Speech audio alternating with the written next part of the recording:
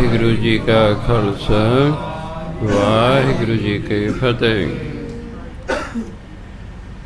ਸ਼੍ਰੀ ਗੁਰੂ ਗ੍ਰੰਥ ਸਾਹਿਬ ਦੇ ਅੰਗ ਨੰਬਰ 415 ਤੇ ਉੱਪਰੋਂ ਤੀਸਰੀ ਪੰਕਤੀ ਹੈ 7 ਨੰਬਰ ਤੋਂ ਬਾਅਦ। ਮਨ ਚੰਚਲ ਬਿਦ ਨਹੀਂ ਜਾਣੇ, ਮਨਮੁਖ ਮੈਲਾ ਸ਼ਬਦ ਨਾ ਪਛਾਣੇ, ਗੁਰਮੁਖ ਨਿਰਮਲ ਨਾਮ ਵਖਾਣੇ। ਹਿੰਦੀ ਦਾ ਸ਼ਬਦ ਹੈ ਵਿਧੀ, ਉਸ ਤੋਂ ਪੰਜਾਬੀ 'ਚ ਬਣਾਇਆ ਵਿਧੀ। ਗੁਰਬਾਣੀ ਅਨੁਸਾਰ ਇਸ ਨੂੰ ਬੋਲਦੇ ਨੇ ਬਿਧ। ਮਨ ਚੰਚਲ ਹੈ, ਬਿਧ ਨਹੀਂ ਜਾਣੇ, ਇਹਨੂੰ ਭਗਤੀ ਕਰਨ ਦੀ ਜਾਚ ਨਹੀਂ ਹੈ। ਇਹਨੂੰ ਭਗਤੀ ਕਰਨ ਦੀ ਜਾਚ ਨਹੀਂ ਹੈ। ਮਨ ਚੰਚਲ ਹੈ।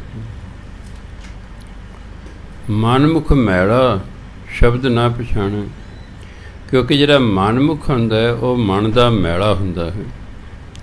ਸ਼ਬਦ ਨਾ ਪਛਾਣੇ, ਉਹਨੂੰ ਪਰਮਾਤਮਾ ਦੇ ਨਾਮ ਦੀ ਮਹਿਮਾ ਦਾ ਨਹੀਂ ਪਤਾ ਹੁੰਦਾ ਵੀ ਨਾਮ ਜਪਣ ਦਾ ਕੀ ਲਾਭ ਹੈ, ਉਹਨੂੰ ਪਤਾ ਹੀ ਨਹੀਂ। ਜਿੰਨਾ ਚਿਰ ਸਾਨੂੰ ਕਿਸੇ ਚੀਜ਼ ਦੀ ਮਹਾਨਤਾ ਦਾ ਨਹੀਂ ਨਾ ਪਤਾ, ਅਸੀਂ ਉਹ ਕੰਮ ਨਹੀਂ ਕਰਦੇ। ਜਦੋਂ ਸਾਨੂੰ ਪਤਾ ਲੱਗ ਜਾਂਦਾ ਹੈ ਕਿ ਇਹ ਕੰਮ ਕਰਨਾ ਸਾਨੂੰ ਆਹ ਲਾਭ ਹੋਏਗਾ, ਕਿਉਂਕਿ ਮਨੁੱਖ ਸਵਾਰਥੀ ਹੈ, ਉਹ ਕਹੇਗਾ ਇਹ ਕੰਮ ਕਰਕੇ ਮੈਨੂੰ ਕੀ ਫਾਇਦਾ ਹੈ। ਜਦੋਂ ਉਹਨੂੰ ਦੱਸਿਆ ਜਾਏਗਾ ਗੁਰਬਾਣੀ ਰਾਹੀਂ ਕਿ ਨਾਮ ਜਪਣ ਦੇ ਇਤਨੇ ਲਾਭ ਹਨ, ਫਿਰ ਉਹ ਨਾਮ ਜਪਣ ਲਈ ਤਿਆਰ ਹੋ ਜਾਂਦਾ ਹੈ। ਮਨਮੁਖ ਹੈ, ਜਨਮਾਂ ਜਨਮਾਂਤਰਾਂ ਦੀ ਮੈਲ ਲੱਗੀ ਹੈ, ਉਹਨੂੰ ਸ਼ਬਦ ਦੀ ਪਛਾਣ ਨਹੀਂ, ਭਾਵ ਉਸਨੂੰ ਨਾਮ ਦੀ ਕੀਮਤ ਦਾ ਪਤਾ ਨਹੀਂ ਹੈ।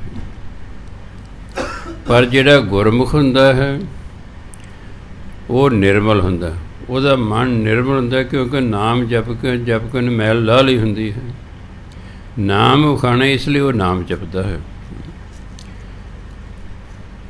ਜਿਹਦਾ ਹਿਰਦਾ ਥੋੜ੍ਹਾ ਜਿਹਾ ਸਾਫ਼ ਹੁੰਦਾ, ਨਾਮ ਉਹੀ ਜਪਦਾ ਹੈ। ਜਿਹਦਾ ਹਿਰਦਾ ਜ਼ਿਆਦਾ ਗੰਦਾ ਹੁੰਦਾ, ਉਹਦਾ ਨਾਮ ਜਪਣ ਨੂੰ ਜੀ ਨਹੀਂ ਕਰਿਆ ਕਰਦਾ। ਇਸ ਕਰਕੇ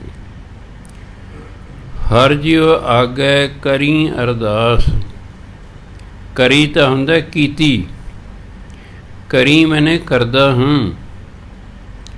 ਹਰ ਜੀਉ ਆਗੈ ਕਰੀ ਅਰਦਾਸ, ਮੈਂ ਪਰਮਾਤਮਾ ਅੱਗੇ ਅਰਦਾਸ ਕਰਦਾ ਹਾਂ।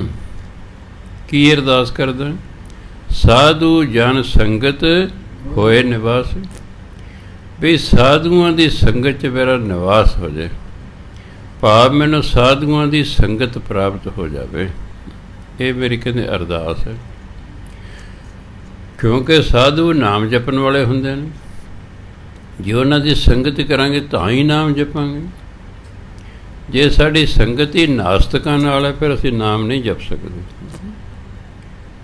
ਕਈ ਬੀਬੀਆਂ ਮੇਰੇ ਕੋਲ ਆ ਜਾਣਗੀਆਂ, ਬਾਬਾ ਜੀ ਮੇਰਾ ਘਰ ਵਾਲਾ ਸ਼ਰਾਬ ਪੀਂਦਾ। ਮੈਂ ਜੀ ਐਕਚੁਅਲੀ ਤੁਹਾਡਾ ਬਾਪ ਵੀ ਪੀਂਦਾ। ਸ਼ਰਾਬੀ ਬਾਪ ਹਮੇਸ਼ਾ ਸ਼ਰਾਬੀ ਜਵਾਈ ਲੱਭੇਗਾ।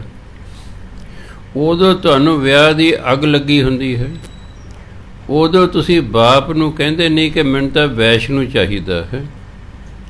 ਉਦੋਂ ਤੁਹਾਨੂੰ ਹੁੰਦਾ ਚੱਲ ਜਿਹੜਾ ਮਿਲਦਾ ਉਹੀ ਸਹੀ, ਵਿਆਹ ਤੇ ਹੋ ਨਹੀਂ ਰਿਹਾ। ਮਗਰੋਂ ਫਿਰ ਜਦ ਅਕਲ ਆਉਂਦੀ ਹੈ,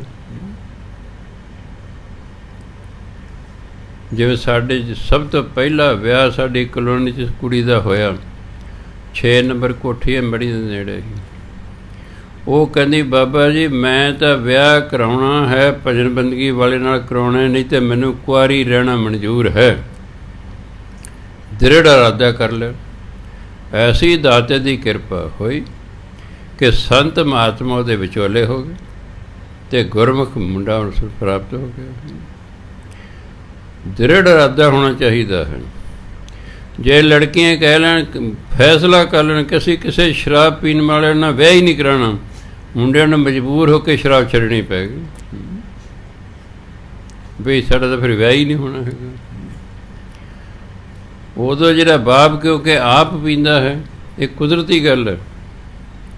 ਸਾਨੂੰ ਦੂਜਾ ਬੰਦਾ ਆਪਣੇ ਸੁਭਾਅ ਵਰਗਾ ਚਾਹੀਦਾ ਹੁੰਦਾ ਹੈ।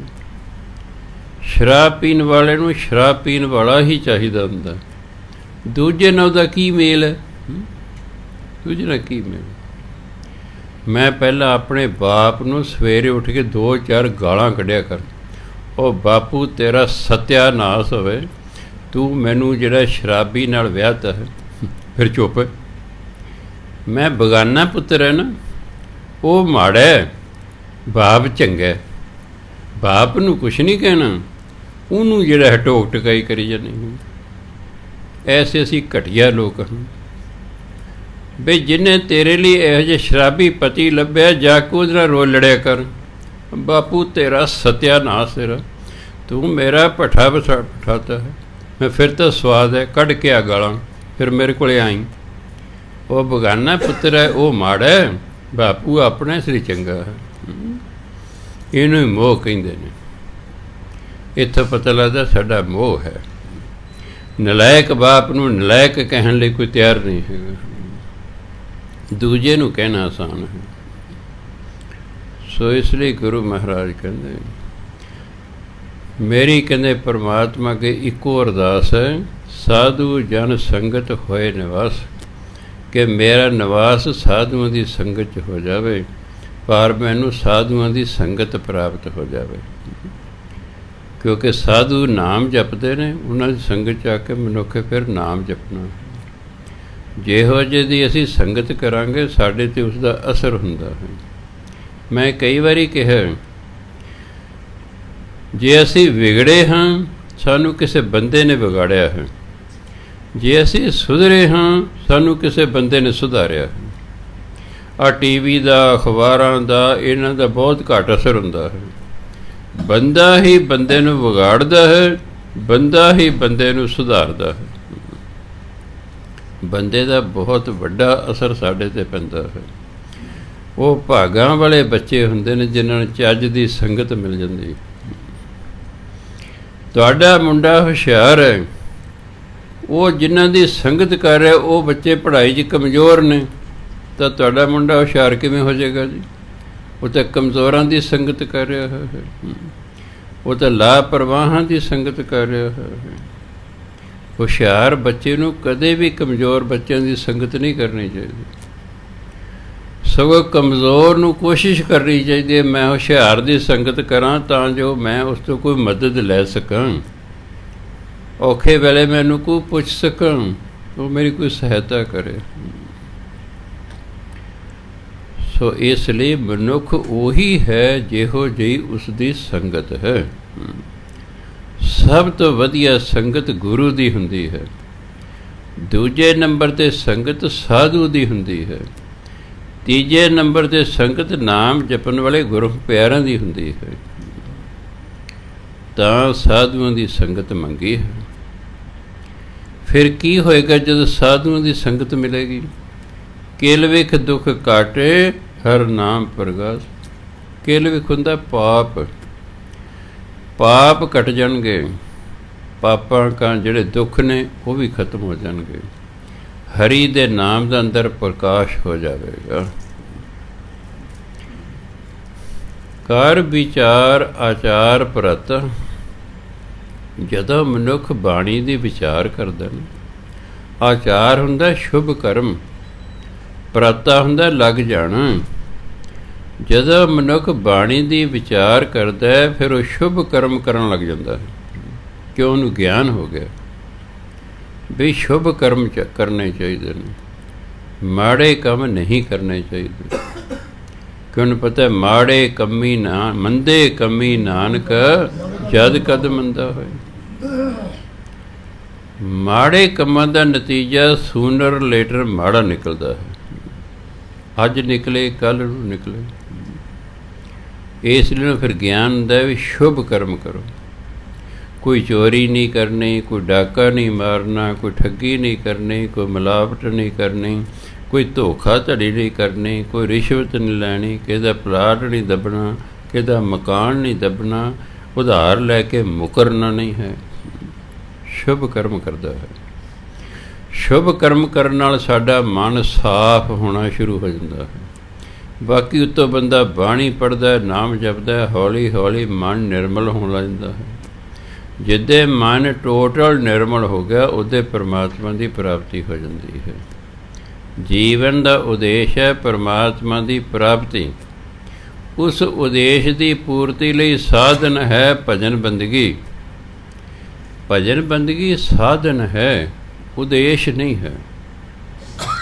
ਸਾਡਾ ਉਦੇਸ਼ ਭਜਨ ਬੰਦਗੀ ਕਰਨਾ ਨਹੀਂ ਹੈ, ਸਾਡਾ ਉਦੇਸ਼ ਹੈ ਪਰਮਾਤਮਾ ਦੀ ਪ੍ਰਾਪਤੀ। ਸਾਧਨ ਦੋ ਨੇ, ਪਹਿਲਾ ਸ਼ੁਭ ਕਰਮ, ਦੂਸਰਾ ਭਜਨ ਬੰਦਗੀ। ਸ਼ੁਭ ਕਰਮਾਂ ਤੋਂ ਬਿਨਾਂ ਪਰਮਾਤਮਾ ਨਹੀਂ ਮਿਲਦਾ, ਚਾਹੇ 100 ਜਨਮ ਵਾਹਿਗੁਰੂ ਵਾਹਿਗੁਰੂ ਕਰਦੇ ਰਹੋ। ਪਹਿਲਾਂ ਸ਼ੁਭ ਕਰਮ ਕਰਨੇ ਨੇ, ਤਾਂ ਜੋ ਮਨ ਨੂੰ ਨਵੀਂ ਮੈਲ ਨਾ ਲੱਗੇ। ਬਾਣੀ ਅਤੇ ਨਾਮ ਰਾਹੀਂ ਪਹਿਲਾਂ ਜਿਹੜੀ ਮੈਲ ਲੱਗੀ ਹੈ ਉਸ ਨੂੰ ਅਸੀਂ ਸਾਫ਼ ਕਰਦੇ ਰਹਿਣਾ ਹੈ। ਜਦੋਂ ਨਵੀਂ ਮੈਲ ਨਹੀਂ ਲੱਗੇਗੀ, ਪਹਿਲੀ ਲਾਹੀ ਜਾਂਗੇ ਲਾਹੀ ਜਾਂਗੇ ਲਾਹੀ ਜਾਂਗੇ, ਇੱਕ ਦਿਨ ਸਾਰੀ ਲਹਿ ਜਾਏਗੀ ਅਤੇ ਸਾਨੂੰ ਪ੍ਰਾਪਤੀ ਹੋ ਜਾਏਗੀ। ਇਸ ਕਰਕੇ ਇਹ ਪਰਮਾਤਮਾ ਦੀ ਪ੍ਰਾਪਤੀ ਇਸ ਲਈ ਔਖਾ ਕੰਮ ਹੈ, ਸੌਖਾ ਨਹੀਂ ਹੈ। ਕਿ ਮਨੁੱਖ ਬੁਰਾਈਆਂ ਨੂੰ ਛੱਡਣ ਲਈ ਤਿਆਰ ਹੀ ਨਹੀਂ ਹੁੰਦਾ। ਬੁਰੇ ਨੂੰ ਬੁਰਾਈ ਚੰਗੀ ਲੱਗਦੀ ਹੈ, ਚੋਰ ਨੂੰ ਚੋਰੀ ਮਾੜੀ ਨਹੀਂ ਲੱਗਦੀ। ਜੇ ਉਹਨੂੰ ਮਾੜੀ ਲੱਗੇ ਫਿਰ ਚੋਰੀ ਕਿਉਂ ਕਰੇ? ਜਿੱਦਾਂ ਉਸ ਨੂੰ ਮਾੜੀ ਲੱਗੇਗੀ ਉੱਦਾਂ ਹੀ ਤੋਬਾ ਕਰ ਲੇਗਾ। ਸ਼ਰਾਬ ਪੀਣ ਵਾਲੇ ਸ਼ਰਾਬ ਮਾੜੀ ਨਹੀਂ ਲੱਗਦੀ, ਇਸ ਲਈ ਉਹ ਪੀ ਰਿਹਾ ਹੈ। ਰਿਸ਼ਵਤ ਖੋਰ ਨੂੰ ਰਿਸ਼ਵਤ ਲੈਣੀ ਮਾੜੀ ਨਹੀਂ ਲੱਗ ਰਹੀ, ਇਸ ਲਈ ਉਹ ਰਿਸ਼ਵਤ ਲੈ ਰਿਹਾ ਹੈ। ਬੁਰੇ ਨੂੰ ਬੁਰਾਈ ਚੰਗੀ ਲੱਗਦੀ ਹੈ, ਇਸ ਲਈ ਉਹ ਬੁਰਾਈ ਛੱਡਣ ਲਈ ਤਿਆਰ ਨਹੀਂ ਹੁੰਦਾ ਹੈ। ਪਰ ਜੇ ਕਿਤੇ ਗੁਰੂ ਜਾਂ ਪਰਮਾਤਮਾ ਕਿਰਪਾ ਕਰਦੇ, ਉਹਨੂੰ ਸੋਝੀ ਆ ਜਾਏ, ਫਿਰ ਉਹ ਤੋਬਾ ਕਰ ਦਿੰਦਾ ਹੈ ਕਿ ਸੱਚੇ ਪਾਤਸ਼ਾਹ ਅੱਜ ਤੱਕ ਜੋ ਹੋ ਗਿਆ ਹੋ ਗਿਆ, ਜਾਣੇ 'ਚ ਹੋ ਗਿਆ ਅਣਜਾਣੇ 'ਚ ਹੋ ਗਿਆ। ਮੈਂ ਤੁਹਾਡੇ ਨਾਲ ਵਾਅਦਾ ਕਰਦਾ ਹਾਂ, ਅੱਗੇ ਤੋਂ ਮੈਂ ਇਹ ਕੰਮ ਨਹੀਂ ਕਰਾਂਗਾ, ਮੈਨੂੰ ਬਖਸ਼ ਦਿਓ। ਇੰਨਾ ਕਹਿਣ ਨਾਲ ਪਰਮਾਤਮਾ ਨਹੀਂ ਬਖਸ਼ੇਗਾ, ਉਹ ਉਡੀਕ ਕਰੇਗਾ, ਤੁਹਾਨੂੰ ਸਮਾਂ ਦੇਵੇਗਾ। ਕੀ ਤੁਸੀਂ ਫਿਰ ਉਸ ਪਾਸੇ ਨੂੰ ਜਾਂਦੇ ਹੋ? ਮੰਨ ਲਓ ਤੁਸੀਂ ਚੋਰੀ ਕਰਨੀ ਛੱਡ ਦਿੱਤੀ ਹੈ, ਤੁਸੀਂ ਸਹੁੰ ਪਾ ਲਈ ਅੱਜ ਤੋਂ ਮੈਂ ਚੋਰੀ ਨਹੀਂ ਕਰਾਂਗਾ। ਤੁਸੀਂ ਕਿਸੇ ਦੇ ਘਰ ਗਏ ਹੋ, ਉਹਨਾਂ ਦੇ ਪੈਸੇ ਮੇਜ਼ 'ਤੇ ਪਏ ਨੇ, ਉਹ ਕਿਸੇ ਕੰਮ ਅੰਦਰ ਚਲਿਆ ਗਿਆ ਹੈ, ਤੁਸੀਂ ਕਿਹਾ ਕੋਈ ਨਹੀਂ ਵੇਖ ਰਿਹਾ, ਚੱਕ ਲਓ। ਪਰਮਾਤਮਾ ਕਹਿੰਦਾ ਹੁਣ ਨਹੀਂ ਤੈਨੂੰ ਮਾਫੀ ਦਿੰਦਾ ਮੈਂ, ਤੂੰ ਝੂਠੀ ਮਾਫੀ ਮੰਗਦਾ ਸੀ। ਮੁਆਫੀ ਵੀ ਤਾਂ ਮਿਲਦੀ ਹੈ ਜਦੋਂ ਵਾਰੀ ਵਾਰੀ ਗਲਤੀ ਕਰਨ ਦਾ ਮੌਕਾ ਪਰਮਾਤਮਾ ਦਿੰਦਾ। ਮੈਂ ਵੇਖਦਾ ਇਹਨੂੰ ਕਰਦਾ ਤਾਂ ਨਹੀਂ, ਜੇ ਕਰਦਾ ਫਿਰ ਠੀਕ ਹੈ, ਫਿਰ ਕੋਈ ਮਾਫੀ ਨਹੀਂ। ਤੂੰ ਕਾਹਦੀ ਤੋਬਾ ਕੀਤੀ? ਤੂੰ ਤਾਂ ਮੁੜ ਕੇ ਉਹੀ ਕਰ ਰਿਹਾ, ਉਹੀ ਕਰ। ਮਹਾਰਾਸ਼ਟਰ ਦੇ ਵਿੱਚ ਸਮਰੱਥ ਗੁਰੂ ਰਾਮਦਾਸ ਸਨ, ਸ਼ਿਵਾਜੀ ਮਰਹੱਟਾ ਦੇ ਗੁਰੂ, ਹੁਣ ਦਾ ਨਾਂ ਸੀ ਸਮਰੱਥ ਰਾਮਦਾਸ। ਉਹ ਅਤੇ ਉਹਨਾਂ ਦੀ ਪਤਨੀ ਨਦੀ 'ਚੋਂ ਇਸ਼ਨਾਨ ਕਰਕੇ ਵਾਪਸ ਆ ਰਹੇ ਨੇ। ਸਮਰੱਥ ਰਾਮਦਾਸ ਜੀ ਅੱਗੇ ਅੱਗੇ ਨੇ, ਉਹਨਾਂ ਦੀ ਪਤਨੀ ਪਿੱਛੇ ਪਿੱਛੇ ਹੈ। ਪੁਰਾਣੇ ਜ਼ਮਾਨੇ 'ਚ ਬੀਬੀਆਂ ਬਰਾਬਰ ਨਹੀਂ ਸਨ ਤੁਰਿਆ ਕਰਦੀਆਂ। ਮੈਂ ਜੋ 6ਵੀਂ 7ਵੀਂ ਤੋਂ ਮੈਂ ਆਪਣੇ ਭਰਾ ਕੋਲ ਆ ਗਿਆ, ਉਹਨਾਂ ਮੈਨੂੰ ਕਿਹਾ ਭਾਈ ਆਪਣੇ ਤੋਂ ਵੱਡੇ ਦੇ ਬਰਾਬਰ ਨਹੀਂ ਤੁਰੀਦਾ, ਜੇ ਤੁਰਨਾ ਹੋਵੇ ਹਮੇਸ਼ਾ ਖੱਬੇ ਪਾਸੇ ਤੁਰੀਦਾ, ਵੱਡੇ ਨੂੰ ਸੱਜੇ ਪਾਸੇ ਰੱਖੀਦਾ, ਆਪ ਉਹਦੇ ਖੱਬੇ ਪਾਸੇ ਤੁਰੀਦਾ ਹੈ, ਉਸ ਤੋਂ 6 ਇੰਚ ਪਿੱਛੇ ਤੁਰੀਦਾ ਹੈ। ਮਰਿਆਦਾ ਇੱਕ, ਉਹ ਪਿੱਛੇ ਪਿੱਛੇ ਆ ਰਹੀ ਹੈ।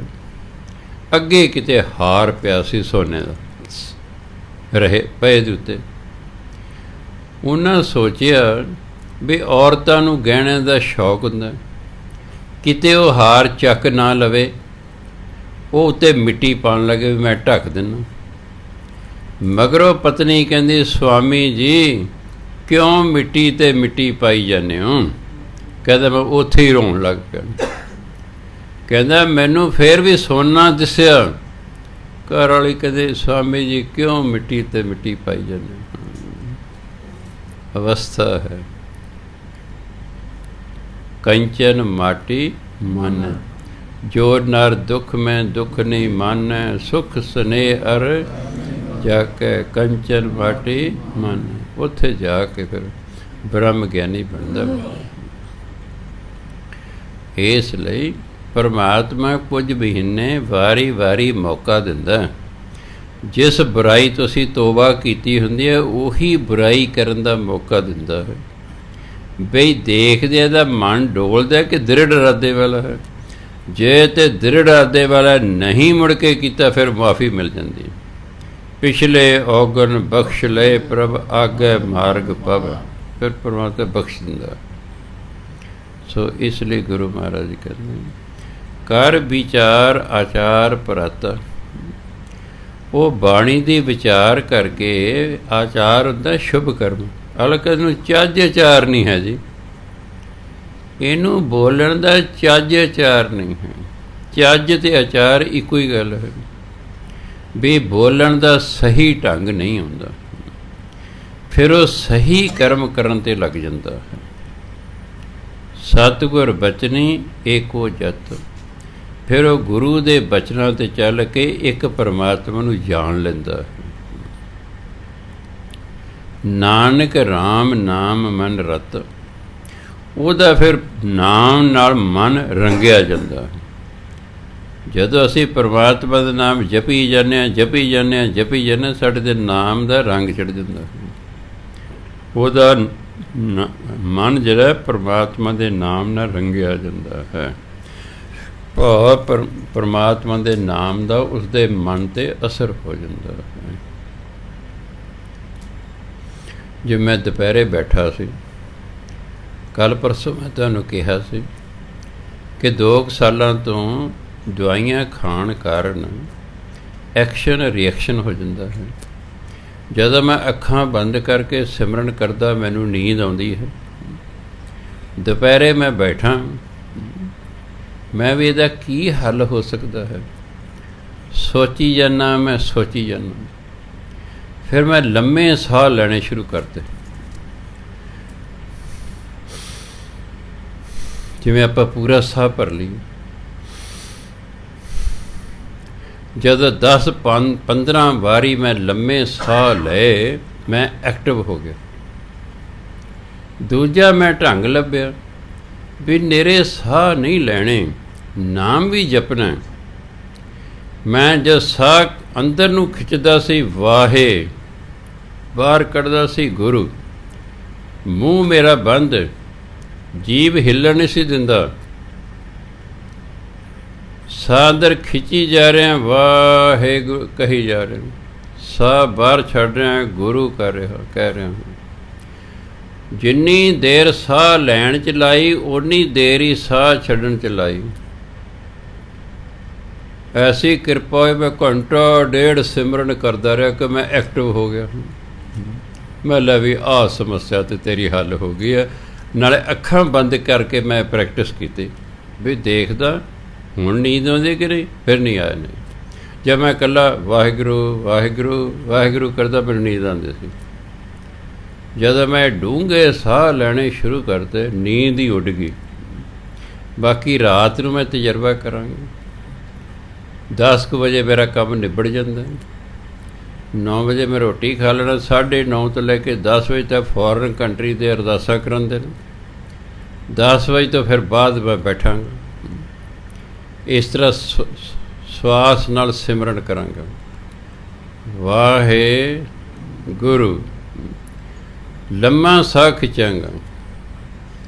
प्राणायाम अनुसार उसका ये लाभ है, साढ़े जिहड़े फेफड़े ने इन्हां 'च बहुत बरीक छेद हुंदे ने, कई हज़ार छेद हुंदे ने, रोम जिन्हां नूं कहंदे ने। असीं साह लम्मा नहीं लैंदे, जिस कारण उन्हां 'च कार्बन डाइऑक्साइड फसदी रहिंदी है। जदों असीं लम्मा साह लवांगे, देखो कुदरत दा एक असूल है, हवा दे विच ऑक्सीजन भी है, हवा दे विच कार्बन डाइऑक्साइड भी है, ਹਵਾ ਦੇ ਵਿੱਚ ਨਾਈਟ੍ਰੋਜਨ ਵੀ ਹੈ, ਹਵਾ 'ਚ ਹਾਈਡਰੋਜਨ ਵੀ ਹੈ ਔਰ ਹੋਰ ਵੀ ਗੈਸਾਂ ਹਨ। ਕੁਦਰਤ ਦਾ ਐਸਾ ਕ੍ਰਿਸ਼ਮਾ ਹੈ ਕਿ ਅਸੀਂ ਸਾਹ ਲਿਆ, ਅੰਦਰ ਸਿਰਫ ਆਕਸੀਜਨ ਜਾਣੀ ਹੈ। ਦੇਖੋ, ਕਿਉਂਕਿ ਸਾਨੂੰ ਆਕਸੀਜਨ ਦੀ ਲੋੜ ਹੈ, ਅਸੀਂ ਆਕਸੀਜਨ ਨਾਲ ਹੀ ਜਿਉ ਸਕਦੇ ਹਾਂ। ਆਕਸੀਜਨ ਜਾਂਦੀ, ਜਦੋਂ ਅਸੀਂ ਲੰਮਾ ਸਾਹ ਲੈਂਦੇ ਹਾਂ, ਕਾਫੀ ਸਾਰੀ ਅੰਦਰ ਆਕਸੀਜਨ ਚਲੀ ਗਈ, ਉਸ ਨੇ ਸਾਹ ਨੇ ਸਾਡੇ ਫੇਫੜਿਆਂ ਨੂੰ ਧੱਕਾ ਮਾਰਨਾ ਹੈ। ਉਹ ਮੁਸਾਮਾਂ ਦੇ ਵਿੱਚ ਜਿਹੜੀ ਕਾਰਬਨ ਡਾਈਆਕਸਾਈਡ ਫਸੀ ਹੈ ਨਾ, ਉਹਨੂੰ ਕੱਢਣਗੀ ਉਹ ਹਵਾ। ਫਿਰ ਅਸੀਂ ਜਦੋਂ ਬਾਹਰ ਲੰਮਾ ਸਾਹ ਬਾਹਰ ਕੱਢਦੇ ਹਾਂ, ਕਾਰਬਨ ਡਾਈਆਕਸਾਈਡ ਬਾਹਰ ਆ ਜਾਂਦੀ ਹੈ। ਅਸੀਂ ਫਿਰ ਲੰਮਾ ਸਾਹ ਲਿਆ, ਫਿਰ ਕੁਝ ਕਾਰਬਨ ਡਾਈਆਕਸਾਈਡ ਉਹਨਾਂ ਮੁਸਾਮਾਂ 'ਚੋਂ ਨਿਕਲੀ, ਉਹ ਫਿਰ ਜਦ ਬਾਹਰ ਸਾਹ ਕੱਢਿਆ ਨਿਕਲੇ। ਕੁਝ ਮਹੀਨਿਆਂ ਜਾਂ 1-2 ਸਾਲਾਂ ਦੇ ਵਿੱਚ ਫੇਫੜੇ ਬਿਲਕੁਲ ਸਾਫ਼ ਹੋ ਜਾਂਦੇ ਹਨ। ਜਦੋਂ ਫੇਫੜੇ ਸਾਫ਼ ਹੋ ਜਾਂਦੇ, ਸਾਨੂੰ ਕੋਈ ਸਾਹ ਦੀ ਬਿਮਾਰੀ ਨਹੀਂ ਲੱਗਦੀ। ਸਾਨੂੰ ਸਾਹ ਇਸੇ ਲਈ ਚੜ੍ਹਦਾ ਹੈ ਕਿ ਸਾਡੇ ਫੇਫੜੇ ਪੂਰਨ ਤੌਰ 'ਤੇ ਸਾਫ਼ ਨਹੀਂ ਹੈਗੇ। ਕਿਉਂ? ਅਸੀਂ ਲੰਮੇ ਸਾਹ ਹੀ ਨਹੀਂ ਲੈਂਦੇ, ਛੋਟੇ ਛੋਟੇ ਸਾਹ ਲੈਂਦੇ ਹਾਂ, ਇਸ ਨੂੰ ਸਾਫ਼ ਨਹੀਂ ਹੁੰਦਾ। ਇਹ ਦੂਰਾ ਫਾਇਦਾ। ਪਹਿਲਾ ਸਿਮਰਨ ਹੋ ਗਿਆ, ਦੂਸਰਾ ਨੀਂਦ ਉੱਡ ਗਈ, ਤੀਜਾ ਫੇਫੜੇ ਸਾਫ਼ ਹੋਣ ਲੱਗ ਪਏ, ਚੌਥਾ ਤੰਦਰੁਸਤ ਹੋਣ ਲੱਗ ਪਏ।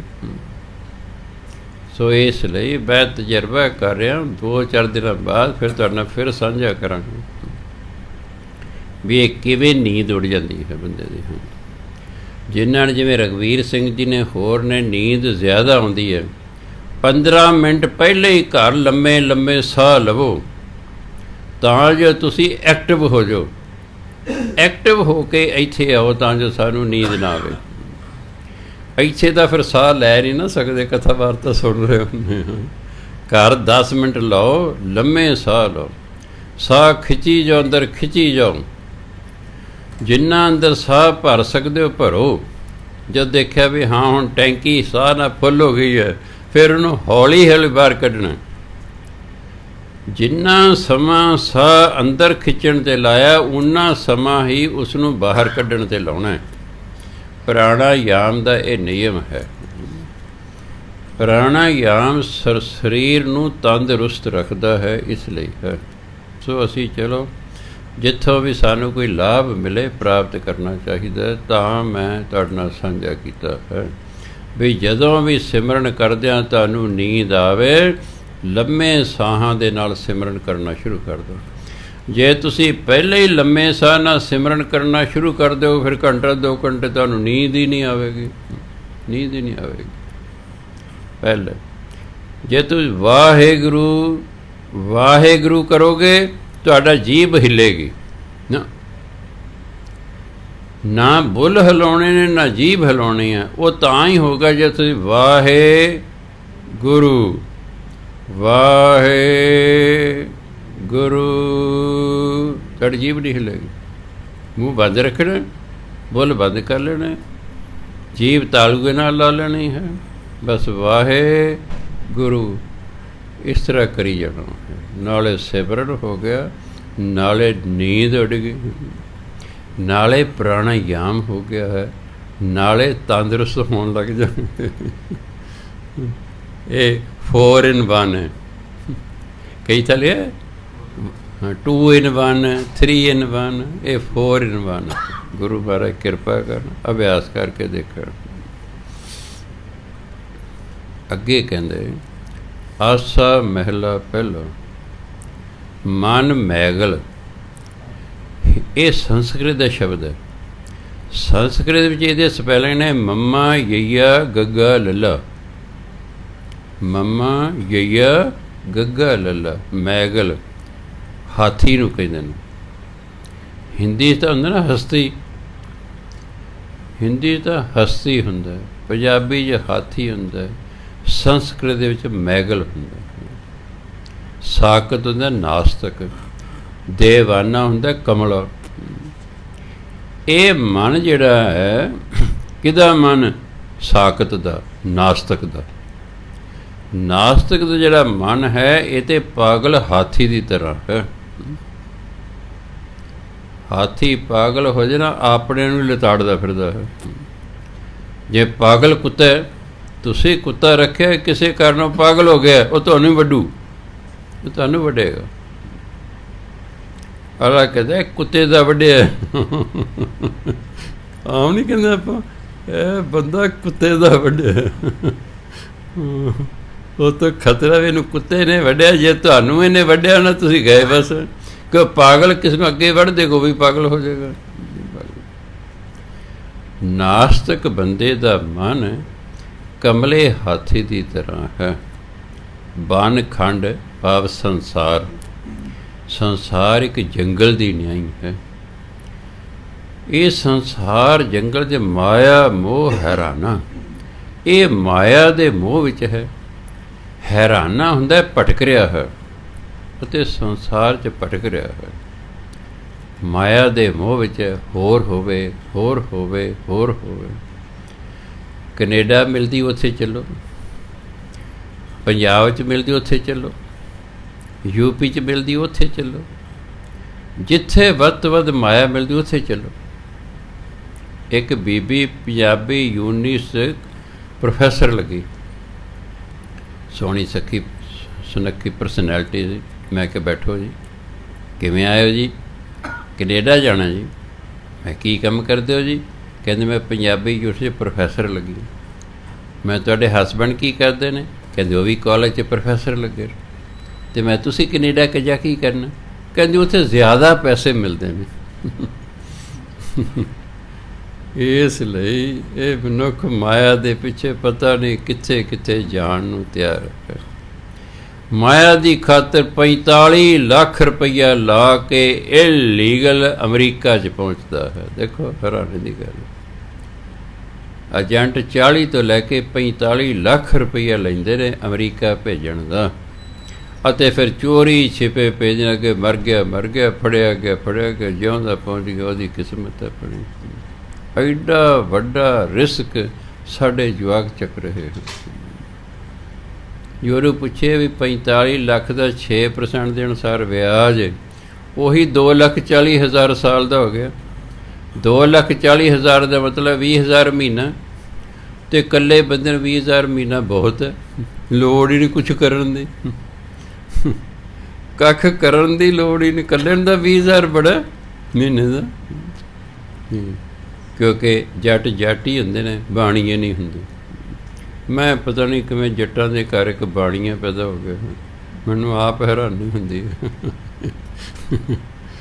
ਵੀ ਜੱਟਾਂ ਦੇ ਘਰ ਇੱਕ ਬਾਣੀਆਂ ਪੈਦਾ ਹੋ ਗਿਆ। ਚਲੋ ਖੈਰ, ਕਿਉਂਕਿ ਬਾਣੀਆ ਮੇਰਾ ਦੋਸਤ ਵੀ ਸੀ ਬਚਪਨ 'ਚ।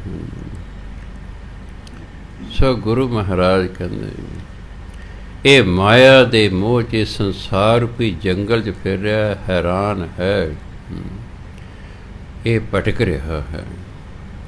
ਇਤ ਉਤ ਜਾਹੇ ਕਾਲ ਕੇ ਚਾਪੇ, ਚਾਪੇ ਹੁੰਦਾ ਦਬਾਏ ਹੋਏ। ਇਹ ਮੌਤ ਦੇ ਦਬਾਏ ਹੋਏ, ਮੌਤ ਦਾ ਡਰ ਸਾਨੂੰ ਦਬਾ ਕੇ ਰੱਖਦਾ, ਕਿਤੇ ਮਰ ਨਾ ਜਾਈਏ। ਸਭ ਤੋਂ ਵੱਡਾ ਡਰ ਹੈ ਮੌਤ ਦਾ ਡਰ, ਸਭ ਤੋਂ ਵੱਡਾ ਡਰ ਹੈ। ਮੈਂ ਜਾ ਰਿਹਾ, ਕੋਈ ਰੋਕ ਲੈਂਦਾ, ਉਹ ਬਾਬੇ ਠਹਿਰ, ਜੋ ਤੇਰੇ ਕੋਲੇ ਹੈ ਦੇ ਦੇ, ਨਹੀਂ ਤੈਨੂੰ ਵੜ ਦੇਣਾ ਸੀ।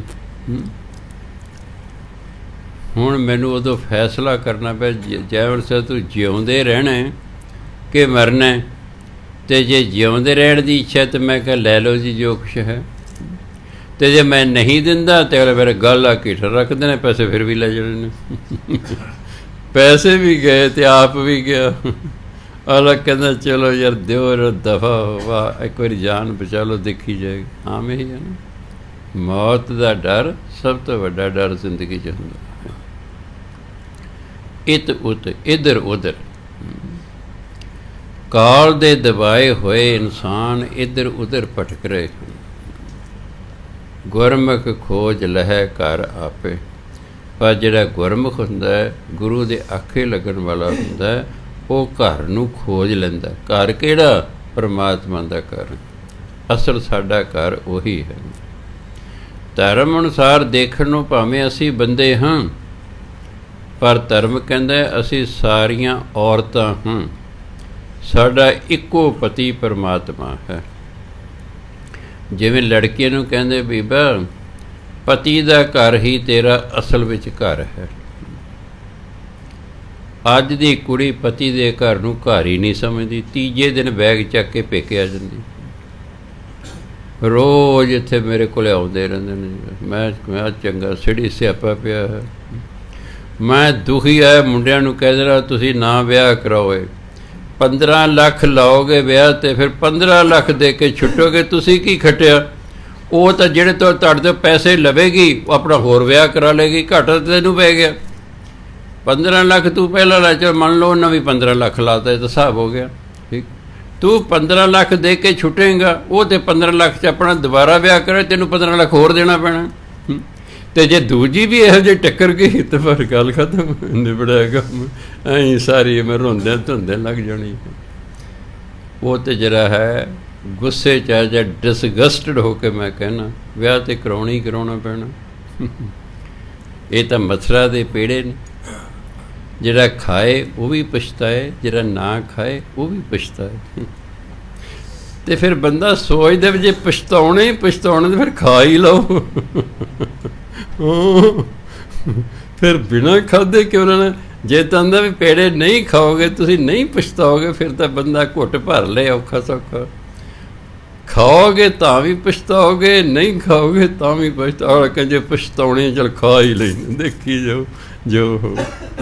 ਪਹਿਲਾ ਜ਼ਮਾਨਾ ਹੋਰ ਸੀ, ਬੱਚੀ ਨੂੰ ਸਮਝਾਇਆ ਜਾਂਦਾ ਸੀ, ਦੇਖ ਬੀਬਾ ਤੇਰਾ ਅਸਲੀ ਘਰ ਤੇਰੇ ਪਤੀ ਦਾ ਘਰ ਹੈ। ਅਸੀਂ ਤੈਨੂੰ ਵਿਆਹ ਦਿੱਤਾ ਹੈ, ਆਪਣੇ ਪਤੀ ਤੋਂ ਬਿਨਾਂ ਇਕੱਲੀ ਤੂੰ ਨਹੀਂ ਆਉਣਾ, ਇਕੱਲੀ ਤੂੰ ਸਾਨੂੰ ਨਹੀਂ ਮਿਲਣ ਆਉਣਾ। ਜਦੋਂ ਵੀ ਆਉਣਾ ਆਪਣੇ ਪਤੀ ਦੇ ਨਾਲ ਮਿਲਣ ਆਉਣਾ ਹੈ। ਉਹ ਤੋਂ ਸਾਫ਼ ਜ਼ਾਹਰ ਹੈ ਕਿ ਪਤੀ ਅਤੇ ਪਤਨੀ ਦੀ ਸਹਿਮਤੀ ਹੈ। ਬਾਬਾ ਬੁੱਢਾ ਜੀ ਦੀ ਲੜਕੀ, ਬਾਬਾ ਬੁੱਢਾ ਜੀ ਵਾਣ ਵੱਟ ਰਹੇ, ਉਹਨਾਂ ਦੀ ਲੜਕੀ ਇਕੱਲੀ ਆ ਗਈ ਪੇਕੇ। ਉਹਨਾਂ ਸਮਝਿਆ ਕੋਈ ਗੜਬੜ ਹੈ, ਉਹਨਾਂ ਉੱਥੋਂ ਹੀ ਹੱਥ ਕਰਦਾ ਚਲੋ ਵਾਪਸ। ਉਹ ਵਾਪਸ ਤੋਰਤੀ ਉੱਥੋਂ ਹੀ। ਮਹੀਨੇ ਕੇ ਬਾਅਦ ਪਤੀ ਨਾਲ ਆਏ, ਕਹਿੰਦਾ ਓ ਜੀ ਆਇਆਂ ਨੂੰ। ਅੱਗੋਂ ਮਾਵਾਂ ਕਹਿੰਦੀ ਇਹ ਤੈਨੂੰ ਕੌਣ ਹੈ ਕਹਿਣ ਵਾਲਾ, ਆ ਜਾ ਟੈਚੀ ਚੱਕ ਕੇ ਇਹਨਾਂ ਦੇ ਵੀ ਗਹਿਣੇ ਲੈ ਆ, ਆਪਣੇ ਵੀ ਲੈ ਇਹਨਾਂ ਦੇ ਵੀ ਲੈ ਆ। ਇਹਨਾਂ ਨੂੰ ਦੱਸਾਂਗੇ ਅਸੀਂ ਪੁਲਿਸ ਚੰਨ ਦੀ ਖਿਚਾਈ ਕਰਾਂਗੇ, ਫਿਰ ਇਹਨਾਂ ਨੂੰ ਪਤਾ ਲੱਗੇਗਾ। ਮਾਂ ਅੱਗੋਂ ਐਂ ਕਹਿੰਦੀ ਫਿਰ ਧੀ ਨੇ ਵਿਗੜਦਾ ਹੀ ਵਿਗੜਦਾ। ਅਗਰ ਉਹ ਦੁਖੀ ਹੈ ਜਾ ਕੇ ਪਤਾ ਕਰ ਲਓ ਕਿ ਭਾਈ ਸਾਡੀ ਲੜਕੀ ਨੂੰ ਆਹ ਇਤਰਾਜ਼ ਹੈ, ਦੱਸੋ ਕੀ ਕਾਰਨ ਹੈ। ਉਹ ਕਾਰਨ ਕੋਈ ਦੱਸਣਗੇ। ਮੰਨ ਲਓ ਮੈਨੂੰ ਆਪਣੀ ਘਰ ਵਾਲੀ ਚੰਗੀ ਨਹੀਂ ਲੱਗਦੀ ਤਾਂ ਮੈਂ ਉਹਨਾਂ ਦੇ ਪੇਕਿਆਂ ਨੂੰ ਦੱਸਾਂਗਾ ਨਾ ਕੋਈ ਕਾਰਨ, ਉਹ ਕਾਰਨ ਦੂਰ ਕਰ ਲਓ। ਜੇ ਅਸੀਂ ਦੂਰ ਹੀ ਨਹੀਂ ਕਰਨਾ ਹੈ, ਆਪਣੇ ਨੂੰ ਠੀਕ ਕਹਿਣਾ, ਦੂਜੇ ਨੂੰ ਗਲਤ ਕਹਿਣਾ, ਫਿਰ ਤਾਂ ਅੱਜ ਟੁੱਟੀ ਕਿ ਕੱਲ੍ਹ ਟੁੱਟੀ, ਫਿਰ ਤਾਂ ਟੁੱਟੀ ਹੀ ਟੁੱਟੀ। ਵਿਚਾਰ ਵਟਾਂਦਰਾ ਕਰੀਦਾ ਦੋਨੋਂ ਪਰਿਵਾਰ ਬੈਠ ਕੇ। ਜਦੋਂ ਕੋਈ ਹੱਲ ਨਹੀਂ ਨਿਕਲਦਾ ਫਿਰ ਤਾਂ ਚਲੋ ਤਲਾਕ ਹੈ ਹੀ ਆਖਰੀ ਹੁੰਦਾ ਹੈ। ਸੋ ਇਸ ਲਈ ਗੁਰੂ ਮਹਾਰਾਜ ਕਿ ਜਿਹੜੇ ਗੁਰੂ ਵਾਲੇ ਬਣ ਕੇ ਗੁਰੂ ਦੇ ਆਖੇ ਲੱਗ ਕੇ ਪਰਮਾਤਮਾ ਨੂੰ ਖੋਜਦੇ ਨੇ, ਉਹੀ ਨੂੰ ਪਰਮਾਤਮਾ ਦੇ ਘਰ ਨੂੰ ਪ੍ਰਾਪਤ ਕਰ ਲੈਂਦੇ ਹਨ, ਆਪਣੇ ਅਸਲੀ ਘਰ ਨੂੰ ਪ੍ਰਾਪਤ ਕਰ ਲੈਂਦੇ। ਸਾਡਾ ਸਹੁਰਾ ਘਰ ਪਰਮਾਤਮਾ ਦਾ ਘਰ ਹੈ। ਪੇਕੇ ਘਰ 'ਚ ਅਸੀਂ ਕੁਝ ਸਾਲ ਇੱਥੇ ਰਹਿਣ ਆਏ ਹਾਂ।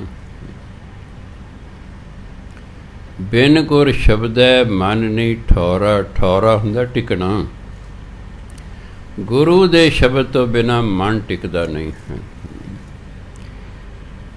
ਇਹ ਮਨ ਨੂੰ ਸਿਮਰਨ ਦੇ ਵਿੱਚ ਬਾਣੀ 'ਚ ਲਾਈ ਰੱਖਾਂਗੇ ਤਾਂ ਹੈ। ਮਨ ਨੂੰ ਬਾਂਦਰ ਵੀ ਕਿਹਾ ਹੈ, ਮਨ ਨੂੰ ਲੰਗੂਰ ਵੀ ਕਿਹਾ ਹੈ। ਮਨ ਟਿਕਦਾ ਨਹੀਂ ਹੈ। ਮਨ ਨੂੰ ਭੂਤ ਵੀ ਕਿਹਾ ਹੈ।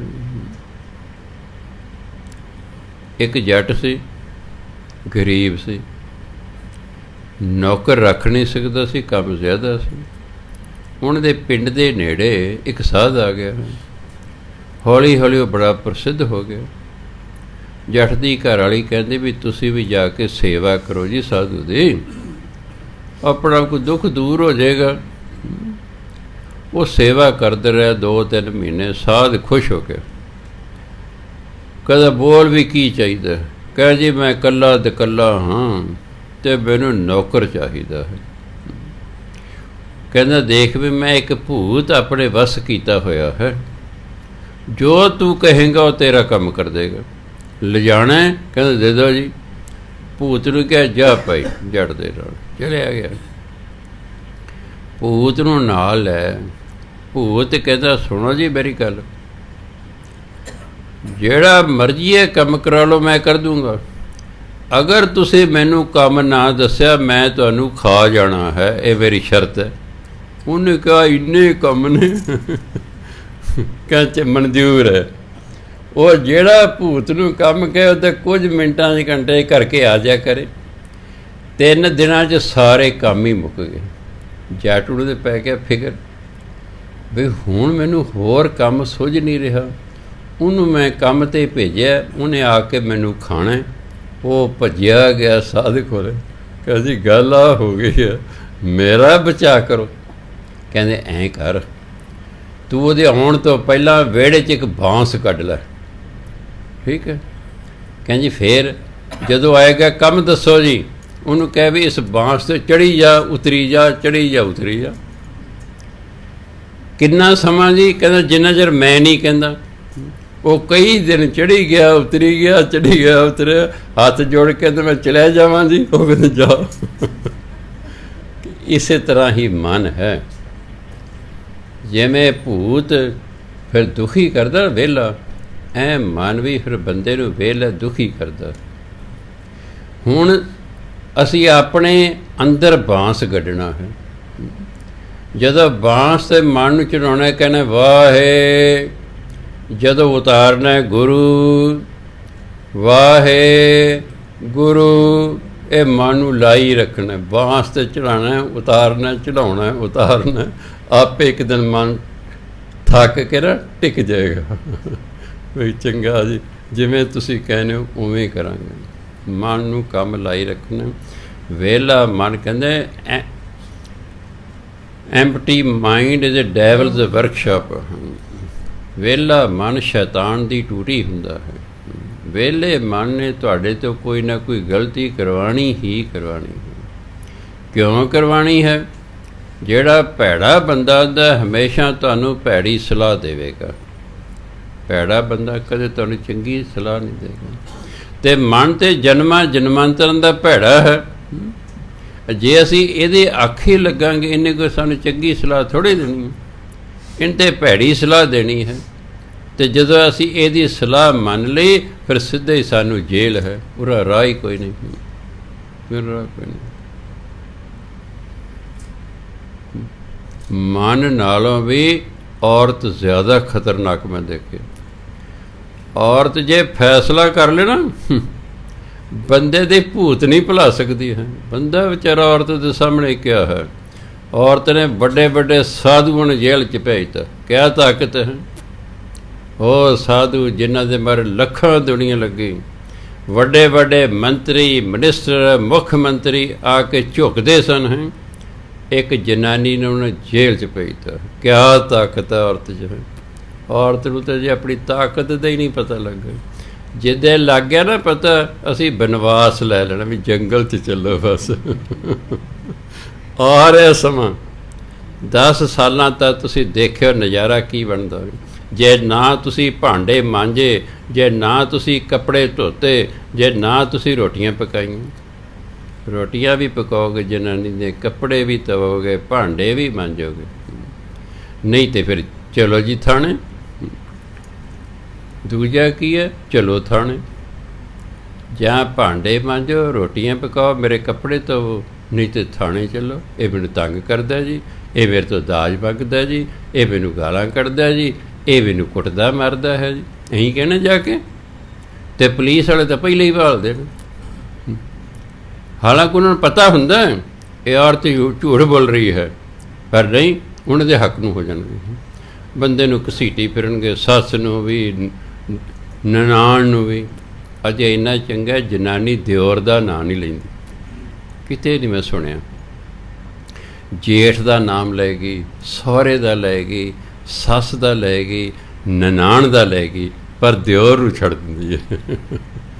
ਉਹਦਾ ਨਹੀਂ ਕਹਿੰਦੀ ਮੈਨੂੰ ਤੰਗ ਕਰਦਾ ਹੈ। ਸੋ ਇਸ ਲਈ ਗੁਰੂ ਮਹਾਰਾਜ ਕਿਰਪਾ ਕਰ ਸਾਨੂੰ ਸੋਝੀ ਬਖਸ਼ਣ, ਘਰਾਂ 'ਚ ਸ਼ਾਂਤੀ ਹੋਵੇ, ਆਪਸੀ ਪਿਆਰ ਹੋਵੇ, ਆਪਸੀ ਸਹਿਯੋਗ ਹੋਵੇ, ਸੋਚ ਸਮਝ ਸੂਝ ਹੋਵੇ। ਜੇ ਆਪਸੀ ਪਿਆਰ ਹੈ ਇੱਥੇ ਹੀ ਸਵਰਗ ਹੈ। ਅਗਰ ਆਪਸੀ ਪਿਆਰ ਨਹੀਂ, ਇਹ ਤੋਂ ਵੱਡਾ ਹੋਰ ਕੋਈ ਨਰਕ ਨਹੀਂ ਹੈ। ਕਈ ਘਰ ਨਹੀਂ ਨਰਕ ਨੇ ਮੈਂ ਦੇਖੇ, ਅਤੇ ਕਈ ਘਰ ਸਵਰਗ ਨੇ ਹਨ। ਅਸੀਂ 4-5 ਜੀਆਂ ਨੇ ਰਲ ਕੇ ਹੀ ਘਰ ਨੂੰ ਸਵਰਗ ਬਣਾਉਣਾ ਹੈ, 4-5 ਜੀਆਂ ਨੇ ਰਲ ਕੇ ਘਰ ਨੂੰ ਨਰਕ ਬਣਾ ਲੈਣਾ ਹੈ। ਇੱਕ ਵੀ ਪਰਿਵਾਰ 'ਚ ਨਖਿੱਧ ਬੰਦਾ ਜੰਮ ਪਿਆ ਨਾ, ਉਸ ਨੇ ਘਰ ਨੂੰ ਨਰਕ ਬਣਾ ਕੇ ਰੱਖ ਦੇਣਾ। ਗੁਰੂ ਮਹਾਰਾਜ ਕਹਿੰਦੇ ਬਿਨ ਗੁਰ ਸ਼ਬਦੈ ਮਨ ਨਹੀਂ ਠੌਰਾ। ਗੁਰੂ ਦੇ ਸ਼ਬਦ ਤੋਂ ਬਿਨਾਂ, ਗੁਰੂ ਦੇ ਨਾਮ ਤੋਂ ਬਿਨਾਂ ਇਹ ਮਨ ਠੌਰ ਹੁੰਦਾ, ਥਾਂ ਸਿਰ ਰਹਿਣਾ, ਟਿਕਣਾ। ਇਹ ਮਨ ਟਿਕਦਾ ਨਹੀਂ ਹੈ। ਸਿਮਰੋ ਰਾਮ ਨਾਮ ਅਤਿ ਨਿਰਮਲ। ਪਰਮਾਤਮਾ ਦਾ ਨਾਮ ਅਤੀ ਨਿਰਮਲ ਹੈ। ਗੁਰਬਾਣੀ ਕੇ ਨਿਰਮਲ ਤੇ ਸਭ ਨਿਰਮਲ ਹੋਵੇ। ਨਿਰਮਲ ਹੀ ਦੂਜੇ ਨੂੰ ਨਿਰਮਲ ਕਰ ਸਕਦਾ ਹੈ। ਮੈਲਾ ਦੂਜੇ ਨੂੰ ਕੀ ਸਾਫ਼ ਕਰੇਗਾ? ਸਾਬਣ ਆਪ ਮੈਲਾ ਨਹੀਂ ਹੁੰਦਾ, ਇਸ ਲਈ ਕੱਪੜੇ ਦੀ ਮੈਲ ਧੋ ਦਿੰਦਾ ਹੈ। ਜੇ ਸਾਬਣ ਆਪ ਹੀ ਮੈਲਾ ਹੋ ਜਾਏ, ਉਹ ਕੱਪੜੇ ਨੂੰ ਕਿਵੇਂ ਸਾਫ਼ ਕਰੇਗਾ? ਸੋ ਕਹਿੰਦੇ ਪਰਮਾਤਮਾ ਦਾ ਨਾਮ ਸਿਮਰੋ, ਨਾਮ ਅਤੀ ਨਿਰਮਲ ਹੈ। ਅਵਰ ਤਿਆਗੋ ਹਉਮੈ ਕੌਰਾ। ਕੌਰਾ ਮੈਨੇ ਕੌੜਾ। ਹਉਮੈ ਦੀ ਕੁੜਿੱਤਣ ਛੱਡੋ। ਪਰਮਾਤਮਾ ਦਾ ਨਿਰਮਲ ਨਾਮ ਹੈ, ਉਹ ਜਪੋ, ਉਹਦਾ ਸਿਮਰਨ ਕਰੋ। ਰਹਾਓ ਇਹ ਮਨ ਮੁਗਧ ਕਹੋ ਕਿਉਂ ਰਸੀ। ਇਹ ਤਾਂ ਮਨ ਮੂਰਖ ਹੈ। ਮੁਗਧ ਹੁੰਦਾ ਮਹਾਮੂਰਖ। ਇਹ ਤੇ ਮਨ ਮਹਾਮੂਰਖ ਹੈ। ਕਹੋ ਕਿਉਂ ਰਹਿਸੀ। ਦੱਸੋ ਇਹ ਕਿਵੇਂ ਟਿਕੇਗਾ? ਇਹ ਕਿਵੇਂ ਟਿਕੇਗਾ? ਕਿਉਂ ਮੈਨੇ ਕਿਵੇਂ? ਕਿਵ ਤੋਂ ਬਣਿਆ, ਕਿਵ ਸਚਿਆਰਾ ਹੋਈ ਹੈ। ਕਿਵ ਮੈਨੇ ਕਿਵੇਂ? ਹਿੰਦੀ ਦਾ ਵਾਹ ਵਾਹ ਪੰਜਾਬੀ 'ਚ ਆ ਕੇ ਊੜੇ ਨੂੰ ਔਂਕੜ ਬਣ ਜਾਂਦਾ। ਜਿਵੇਂ ਦਸਮ ਪਾਤਸ਼ਾਹ ਤਪ ਪ੍ਰਸਾਦ, ਕਈ ਥਾਵਾਂ 'ਤੇ ਤਉ ਪ੍ਰਸਾਦ। ਵਾਹ ਵਾਹ ਊੜੇ ਨੂੰ ਔਂਕੜ ਬਣ ਗਿਆ। ਤਉ ਪ੍ਰਸਾਦ ਹੈਗਾ ਤਪ ਪ੍ਰਸਾਦ, ਤੇਰੀ ਕਿਰਪਾ। ਤਉ ਪ੍ਰਸਾਦ ਤੇਰੀ ਕਿਰਪਾ। ਹਿੰਦੀ ਦਾ ਵਾਹ ਵਾਹ ਪੰਜਾਬੀ 'ਚ ਆ ਕੇ ਔਂਕੜ ਊੜੇ ਨੂੰ ਔਂਕੜ ਬਣ ਜਾਂਦਾ। ਕਿਵ ਤੋਂ ਬਣ ਗਏ ਕਿਉਂ, ਤਿਵ ਤੋਂ ਬਣ ਗਏ ਤਿਉਂ, ਜਿਵ ਤੋਂ ਬਣ ਗਏ ਜਿਉਂ। ਜਿਵ ਜਿਵ ਹੁਕਮ ਤਿਵੇਂ ਤਿਵ ਕਾਰ। ਜਿਉਂ ਜਿਉਂ ਦਾ ਹੁਕਮ ਹੈ ਉਸ ਪ੍ਰਕਾਰ ਬਣਦਾ। ਬਿਨ ਸਮਝੇ ਜਮ ਕਾ ਦੁੱਖ ਸਹਿ। ਇਹ ਤਾਂ ਮਨ ਮਹਾਮੂਰਖ ਹੈ। ਜਿੰਨਾ ਚਿਰ ਨੂੰ ਸੋਝੀ ਨਹੀਂ ਆਉਂਦੀ, ਇਹ ਜਮਾਂ ਦਾ ਦੁੱਖ ਸਹਿਣ ਕਰੇਗਾ। ਇਹਨੂੰ ਜਮ ਦੁਖੀ ਕਰਨਗੇ, ਇਹਨੂੰ ਕੁੱਟਣ ਮਾਰਨਗੇ ਕਿ ਤੂੰ ਪੁੱਠੇ ਕੰਮ ਕਰਦਾ ਰਹਿ, ਨਾਮ ਤੋਂ ਜਪਿਆ ਨਹੀਂ ਹੈ। ਗੁਰਬਾਣੀ ਦੀ ਕਿਰਤ ਕਰਮ ਨਾ ਮਿਟਾਏ ਨਾਨਕ, ਹਰ ਨਾਮ ਧਨ ਨਹੀਂ ਖਟਿਆ। ਜਿੰਨਾ ਚਿਰ ਅਸੀਂ ਨਾਮ ਨਹੀਂ ਜਪਦੇ, ਜਿਹੜੇ ਅਸੀਂ ਕਰਮ ਕਰ ਲੈਣੇ ਉਹ ਮਿਟਦੇ ਨਹੀਂ ਹੈਗੇ। ਜਿੰਨਾ ਚਿਰ ਕਰਮ ਮਿਟਦਾ ਨਹੀਂ, ਉਹਨਾਂ ਚਿਰ ਉਹ ਕਰਮ ਭੋਗਣਾ ਪੈਂਦਾ ਹੈ। ਕਿਰਤ ਕੀਤੇ ਹੋਏ, ਕਿਰਤ ਕਰਮ ਨਾ ਮਿਟਾਏ ਨਾਨਕ। ਹੈ ਨਾਨਕ ਕੀਤੇ ਹੋਏ ਕਰਮ ਮਿਟਦੇ ਨਹੀਂ। ਨਾਮ ਧਨ ਨਹੀਂ ਖੱਟਿਆ, ਕਿਉਂਕਿ ਨਾਮ ਧਨ ਤੇ ਖੱਟੇ ਨਹੀਂ। ਨਾਮ ਨੇ ਹੀ ਸਾਡੇ ਕਰਮ ਮਿਟਾਉਣੇ ਸਨ। ਨਾਮ ਜਪਿਆ ਨਹੀਂ, ਕਰਮ ਉਸੇ ਤਰ੍ਹਾਂ ਖੜੇ ਨੇ, ਇਸ ਲਈ ਉਹ ਫਿਰ ਭੋਗਣੇ ਪੈਂਦੇ। ਤੁਲਸੀਦਾਸ ਜੀ ਜਿਨ੍ਹਾਂ ਰਮਾਇਣ ਲਿਖੀ, ਉਹ ਕਹਿੰਦੇ ਭੋਗੇ ਬਿਨ ਭਾਗੈ ਨਹੀਂ, ਕਰਮ ਗਤੀ ਬਲਵਾਨ। ਕਰਮਾਂ ਦੀ ਗਤੀ ਇੰਨੀ ਤਗੜੀ ਹੈ ਕਿ ਕਰਮਾਂ ਨੂੰ ਭੋਗੇ ਤੋਂ ਬਿਨਾਂ ਛੁਟਕਾਰਾ ਨਹੀਂ ਹੁੰਦਾ। ਇਹ ਤਾਂ ਇੱਕ ਸਾਧਨ ਗੁਰੂ ਮਹਾਰਾਜ ਸਾਨੂੰ ਦਿੱਤਾ ਕਿ ਜੇ ਤੁਸੀਂ ਕਰਮਾਂ ਦੇ ਭੋਗ ਤੋਂ ਬਚਣਾ ਹੈ ਫਿਰ ਨਾਮ ਜਪ ਲਓ। ਨਾਮ ਜਪਣ ਨਾਲ ਜਨਮ ਜਨਮ ਕੇ ਕਿਲਵ ਖਤਮ ਹੋ ਜਾਂਦੇ ਨੇ, ਜਨਮਾਂ ਜਨਮਾਂਤਰਾਂ ਦੇ ਪਾਪ ਖਤਮ ਹੋ ਜਾਂਦੇ ਹਨ। ਇਸ ਕਰਕੇ ਅੱਗੇ ਤੁਸੀਂ ਪਾਪ ਕਰਨੇ ਨਹੀਂ, ਜਿਹੜੇ ਪਹਿਲਾਂ ਹੋ ਗਏ ਨੇ ਬਾਣੀ ਪੜ੍ਹ ਕੇ ਨਾਮ ਜਪ ਕੇ ਉਹ ਖਤਮ ਕਰ ਲੈਣੇ ਹਨ, ਤਾਂ ਹੀ ਅਸੀਂ ਸੁਖੀ ਹੋ ਸਕਦੇ ਹਾਂ। ਨਹੀਂ ਤੇ ਦੁਖੀ ਤੇ ਅਸੀਂ ਹਾਂ ਹੀ ਹਾਂ, ਇਹ ਤਾਂ ਕਿਸੇ ਨੂੰ ਪੁੱਛਣ ਦੀ ਲੋੜ ਨਹੀਂ। ਆਪੇ ਬਖਸ਼ੇ ਸਤਿਗੁਰ ਮਿਲੈ, ਜਿਹਨੂੰ ਪਰਮਾਤਮਾ ਬਖਸ਼ ਦਿੰਦਾ ਹੈ ਕੀ ਕਰਦਾ, ਉਹਦਾ ਗੁਰੂ ਨਾਲ ਮੇਲ ਕਰਾਉਂਦਾ ਹੈ। ਸਾਨੂੰ ਪਰਮਾਤਮਾ ਨੇ ਬਖਸ਼ਿਆ, ਗੁਰੂ ਨਾਲ ਸਾਡਾ ਮੇਲ ਕਰਾਤਾ। ਜਾ ਭਾਈ, ਸਾਨੂੰ ਆਪਣੇ ਆਪ ਨੂੰ ਗੁੱਡ ਲੱਕੀ ਸਮਝਣਾ ਚਾਹੀਦਾ ਹੈ। ਅਸੀਂ ਖੁਸ਼ਕਿਸਮਤ ਹਾਂ, ਪਰਮਾਤਮਾ ਨੇ ਸਾਨੂੰ ਬਖਸ਼ਿਆ, ਇਸ ਲਈ ਸਾਨੂੰ ਸਤਸੰਗ 'ਚ ਭੇਜਿਆ। ਪਰਮਾਤਮਾ ਉਸੇ ਨੂੰ ਹੀ ਸਤਸੰਗ 'ਚ ਭੇਜਦਾ ਜਿਸ ਉਹਦੀ ਖੁਸ਼ੀ ਹੁੰਦੀ ਹੈ ਕਿ ਜਾ ਭਾਈ ਤੂੰ ਸਤਸੰਗ 'ਚ ਜਾ, ਅੱਗੇ ਤੋਂ ਵਧੀਆ ਇਨਸਾਨ ਬਣ ਜਾਏਗਾ, ਮੇਰਾ ਨਾਮ ਜਾ ਕੇ ਜਪ। ਇਸ ਲਈ ਆਪਣੇ ਵੱਡੇ ਭਾਗ ਸਮਝ ਜੇ ਸੱਚੇ ਪਾਤਸ਼ਾਹ ਤੇਰੀ ਕਿਰਪਾ ਹੈ, ਤੂੰ ਸਤ ਸੰਗਤ ਬਖਸ਼ੀ ਹੈ, ਅਸੀਂ ਬਾਣੀ ਪੜ੍ਹਦੇ ਹਾਂ, ਨਾਮ ਜਪਦੇ ਹਾਂ, ਤੇਰੀ ਬੜੀ ਕਿਰਪਾ ਹੈ। ਉਹਦਾ ਸ਼ੁਕਰਾਨਾ ਕਰਨਾ ਚਾਹੀਦਾ ਕਿਉਂਕਿ ਉਹਨੇ ਸਾਡੇ 'ਤੇ ਕਿਰਪਾ ਕੀਤੀ ਹੈ। ਸਾਡੇ ਪਿਛਲੇ ਕਿਸੇ ਜਨਮ ਦਾ ਸ਼ੁਭ ਕਰਮ ਦੇਖਿਆ, ਉਸ ਸ਼ੁਭ ਕਰਮ ਦਾ ਸਾਨੂੰ ਫਲ ਦੇਣਾ ਸੀ ਪਰਮਾਤਮਾ ਨੇ, ਉਹਨੇ ਫਿਰ ਸਾਨੂੰ ਸਤ ਸੰਗਤ ਦੇ ਵਿੱਚ ਪਹਿਲੀ ਵਾਰ ਭੇਜਿਆ।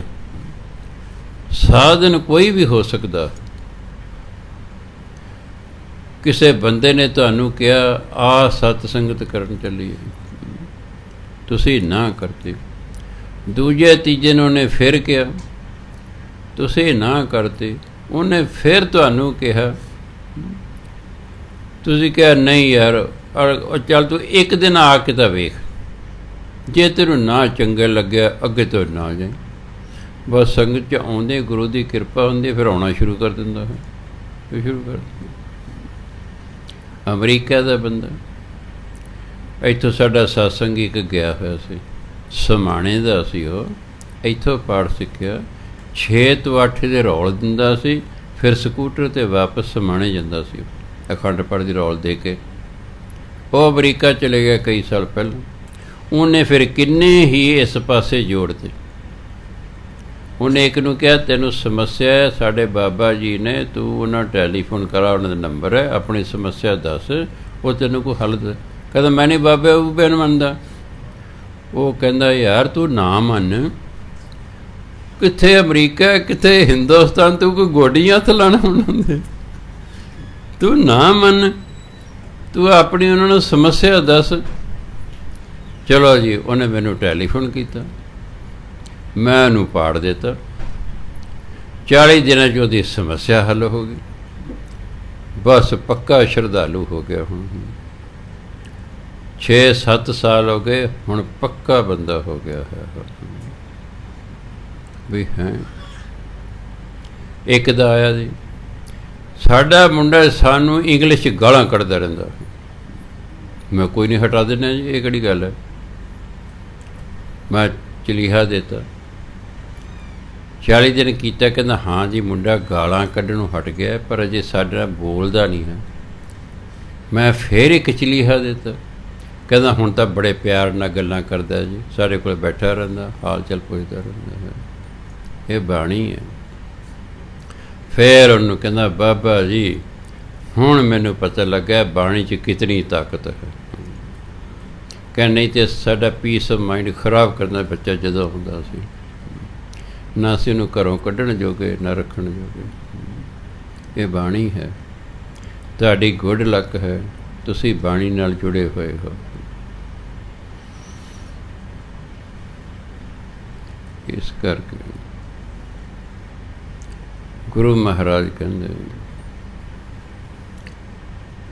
ਆਪੇ ਬਖਸ਼ੇ ਸਤਿਗੁਰ ਮਿਲੈ, ਜਿਹਨੂੰ ਫਿਰ ਪਰਮਾਤਮ ਬਖਸ਼ਦਾ, ਉਹਦਾ ਮੇਲ ਗੁਰੂ ਨਾਲ ਕਰਾਉਂਦਾ। ਕਾਲ ਕੰਟਕ ਮਾਰੇ ਸੱਚ ਪੇਲੈ,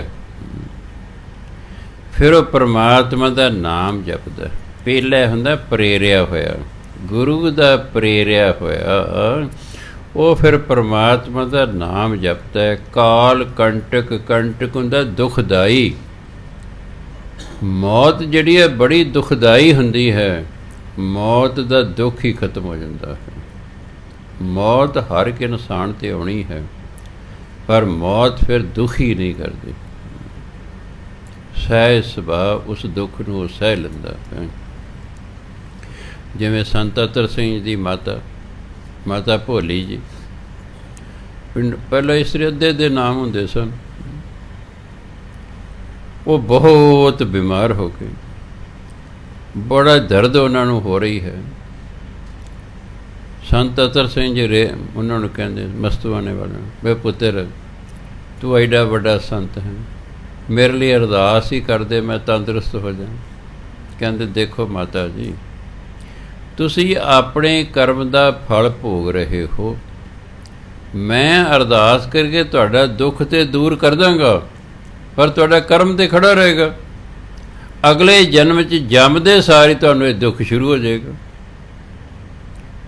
ਨਾਲੇ ਫਿਰ ਤੁਹਾਨੂੰ ਇਸ ਦੁੱਖ ਲਈ ਦੁਬਾਰਾ ਜਨਮ ਲੈਣਾ ਪਏਗਾ। ਤੁਸੀਂ ਔਖੇ ਸੌਖੇ ਦੰਦਾਂ 'ਚ ਜੀਭ ਦੇ ਕੇ ਇਸ ਦੁੱਖ ਨੂੰ ਸਹਿਨ ਕਰ ਲਓ, ਇਹ ਕਰਮ ਕੱਟ ਜਾਏਗਾ, ਤੁਹਾਨੂੰ ਦੁਬਾਰਾ ਜਨਮ ਨਹੀਂ ਲੈਣਾ ਪਏਗਾ। ਅਤੇ ਫਿਰ ਲਿਖਦੇ ਕਿਤਾਬ ਵਾਲਾ ਕਿ ਮਾਤਾ ਜੀ ਨੇ ਮੁੜ ਕੇ ਸੀ ਨਹੀਂ ਕੀਤੀ, ਉਸ ਦੁੱਖ ਨੂੰ ਸਹਿ ਲਿਆ ਅਤੇ ਬਸ ਸੱਚਖੰਡ ਵਾਸੀ ਹੋ ਗਿਆ। ਇਹ ਕਰਮ ਨੇ, ਇਹ ਬੜਾ ਸਮਾਂ ਬੰਦੇ ਦਾ ਖੜਾ ਨਹੀਂ ਛੱਡਦੇ। ਕਿੱਡਾ ਕਰਮ ਕੀਤਾ, ਜੇ ਬਹੁਤ ਹੀ ਮਾੜਾ ਕਰਮ ਕੀਤਾ, ਕਈ ਜਨਮ ਭੋਗਣਾ ਪੈਂਦਾ, ਇੱਕ ਜਨਮ 'ਚ ਨਹੀਂ ਖੜਾ ਛੱਡਦਾ। ਬੰਦੇ ਜਾ ਰਹੇ ਨੇ, ਬਦਮਾਸ਼ ਲੋਕ ਹੱਲਾ ਗੁੱਲਾ ਕਰਕੇ ਉਹਨਾਂ ਦੇ ਉੱਤੇ ਤੇਲ ਪਾ ਕੇ ਉਹਨੂੰ ਸਾੜ ਦਿੰਦੇ ਨੇ, ਉਹ ਤੜਫ ਰਹੇ ਨੇ। ਜਿੰਨਾ ਸਾੜਿਆ ਹੈ ਪਤਾ ਨਹੀਂ ਕਿੰਨੇ ਜਨਮ ਉਹਨਾਂ ਨੇ ਦੁੱਖ ਭੋਗਦੇ ਰਹਿਣਾ, ਉਹਨੂੰ ਸਮਝ ਹੀ ਨਹੀਂ ਆਉਣੀ ਵੀ ਇੰਨਾ ਦੁੱਖ ਸਾਨੂੰ ਕਿਉਂ ਹੈ। ਕਿਸੇ ਬੇਕਸੂਰ ਲੋਕਾਂ ਨੂੰ, ਜਿਸ ਨੇ ਸ਼ਰਾਰਤ ਕੀਤੀ, ਜਿਸ ਨੇ ਕਸੂਰ ਕੀਤਾ, ਉਹਨੂੰ ਸਜ਼ਾ ਦੇਣੀ ਚਾਹੀਦੀ ਹੈ, ਮਿਲਣੀ ਚਾਹੀਦੀ ਹੈ। ਜਿਸ ਨੇ ਕਸੂਰ ਹੀ ਨਹੀਂ ਕੀਤਾ, ਅਸੀਂ ਉਹਨੂੰ ਅੱਗ ਲਾ ਕੇ ਫੂਕ ਰਹੇ ਹਾਂ, ਅਤੇ ਫਿਰ ਇਹਦਾ ਨਤੀਜਾ ਤਾਂ ਫਿਰ ਜਦੋਂ ਨਿਕਲੇਗਾ ਨਾ, ਫਿਰ ਨਾਨੀ ਯਾਦ ਆਉਣੀ। ਕਈ ਜਨਮ ਖੇੜੇ ਹੀ ਨਹੀਂ ਛੁੱਟਣਾ, ਜਿੱਥੇ ਮਰਜ਼ੀ ਹੈ ਭੱਜ ਨੱਠ ਕਰ ਲੈਣ, ਫਿਰ ਉਹ ਕਰਮ ਭੋਗਣਾ ਪੈਂਦਾ। ਪਰਮਾਤਮਾ ਵੀ ਉਹਨੂੰ ਮੁਆਫ ਨਹੀਂ ਕਰਦਾ, ਮੁਆਫ ਨਹੀਂ ਦਿੰਦਾ ਛੇਤੀ ਕਿ ਤੂੰ ਐਡਾ ਵੱਡਾ ਪਾਪ ਕਰਮ ਕੀਤਾ, ਤੈਨੂੰ ਕੋਈ ਮਾਫੀ ਨਹੀਂ। ਤੂੰ ਅਣਜਾਣੇ 'ਚ ਨਹੀਂ ਕੀਤਾ, ਤੂੰ ਜਾਣ ਬੁੱਝ ਕੇ ਕੀਤਾ। ਜਿਹੜਾ ਕਰਮ ਜਾਣ ਬੁੱਝ ਕੇ ਕੀਤਾ ਜਾਂਦਾ, ਉਹਨੂੰ ਮਾਫੀ ਮਿਲਣ 'ਤੇ ਬੜੀ ਦੇਰ ਲੱਗਦੀ ਹੈ। ਗੁਰੂ ਮਹਾਰਾਜ ਕਹਿੰਦੇ, ਇਹ ਮਨ ਕਰਮਾ, ਇਹ ਮਨ ਧਰਮਾ। ਮਨ ਹੀ ਸਾਡੇ ਤੋਂ ਸੰਸਾਰੀ ਕੰਮ ਕਰਵਾਉਂਦਾ ਹੈ, ਮਨ ਹੀ ਸਾਡੇ ਤੋਂ ਧਾਰਮਿਕ ਕੰਮ ਕਰਵਾਉਂਦਾ। ਇਹ ਮਨ ਪੰਜ ਤੱਤ 'ਤੇ ਜਨਮ ਹੈ, ਇਹ ਮਨ ਪੰਜਾਂ ਤੱਤਾਂ ਦਾ ਬਣਿਆ ਹੋਇਆ ਹੈ। ਹਵਾ, ਪਾਣੀ, ਅੱਗ, ਧਰਤੀ, ਆਕਾਸ਼, ਪੰਜ ਤੱਤ ਨੇ। ਹਵਾ, ਪਾਣੀ, ਅੱਗ, ਮਿੱਟੀ, ਆਕਾਸ਼, ਪੰਜਾਂ ਤੱਤਾਂ ਦਾ ਇਹ ਸਰੀਰ ਬਣਿਆ ਹੋਇਆ ਹੈ। ਸਾਕਤ ਲੋਭੀ, ਇਹ ਮਨ ਮੂੜਾ। ਸਾਕਤ ਨਾਸਤਿਕ, ਨਾਸਤਿਕ ਮਨ ਲੋਭੀ ਵੀ ਹੁੰਦਾ, ਮੂੜਾ ਹੁੰਦਾ ਮੂਰਖ, ਅਤੇ ਮੂਰਖ ਵੀ ਹੁੰਦਾ।